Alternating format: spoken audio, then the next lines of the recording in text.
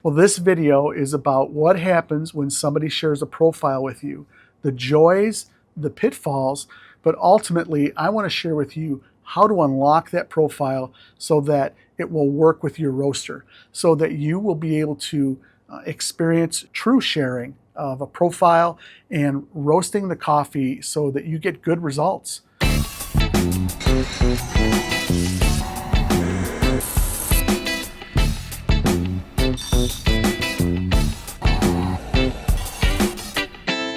Okay, that was a big statement that I just made there, to be able to unlock a profile and enjoy that profile.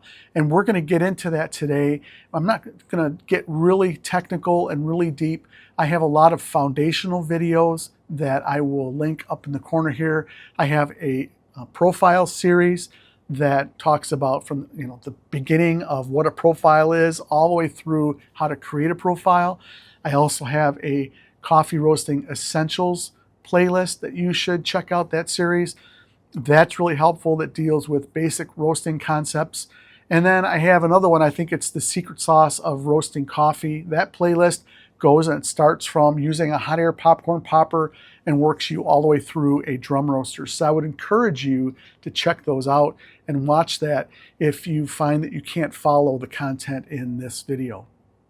Okay, so somebody has shared a profile with you. That's a joyful thing. That's awesome. It's great to share, isn't it? So you take this profile and you try to roast it on your roaster that happens to have an auto roast feature. And it doesn't taste right. It doesn't work right. The temperatures are different. It's just a total loss of a roast. Or it's close, but it's not quite as good as you thought it was going to be. And this could be for a variety of reasons. It could be because you're using a different type of roaster. It could be because you're roasting with a different capacity, a different amount of beans, a different type of bean, a different process, a different varietal. All of those things are going to make a huge difference. It could be that you're roasting on an exact same machine as the person that shared the profile, but things still aren't right.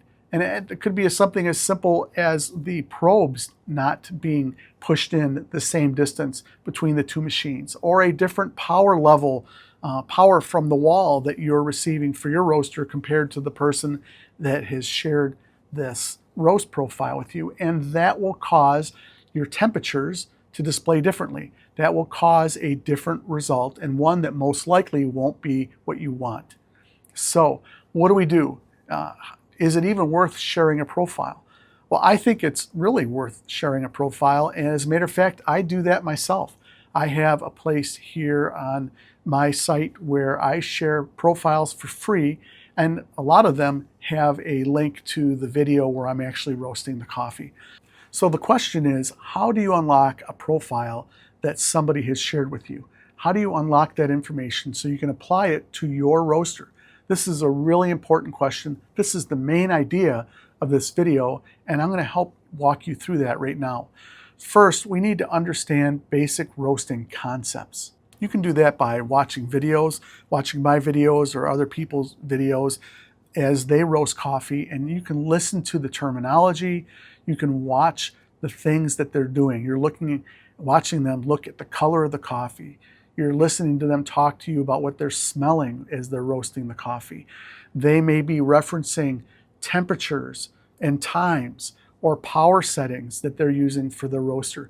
Those are all really important things that are all part of the coffee roasting process. These are basics, and you're going to need to apply those things to your roast. You're going to need to watch the color of your coffee. You're going to need to smell the coffee and kind of understand and interpret what that means, and allowing you to help you know where you are in your roast during this roasting progress, or maybe when the coffee is ready to drop out of the roaster. These are things that take practice and they take some time, but they're all basic concepts, and you need these things first in order to be able to unlock this profile and roast some really good coffee. So understanding basic roasting concepts, understanding your roaster, the amount of power that it's going to take for you to, say, get to the dry event, knowing really what the dry event is, or first crack, or when to drop the coffee, of course, but ultimately the temperatures for those events, and the time that it's going to take to get those events. But you need to figure out how your roaster operates. You need to figure out and write down the temperatures so that you can then take a look at a profile and start to do the work. And it's really not that difficult. We're going to get to that in just a second. So basic roasting concepts. This is where you need to start. So what am I leading to here? Well, I'm leading to you going to the next step, and that is controlling your roaster. Being able to control your roaster so that you can get the coffee dry at a certain time. That's the coffee turning from green to yellow. And then getting that coffee to the next milestone, which is first crack, and being able to do that knowing the temperature that it takes to get the coffee to crack. You've been paying attention to that because of the basic roasting concepts. And then the time, right? So you're going to know how to manage your power so that you can reach that specific time at that event. That's controlling the roaster.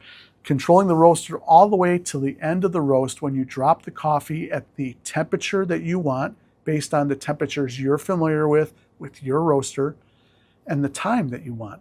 That's controlling the roaster.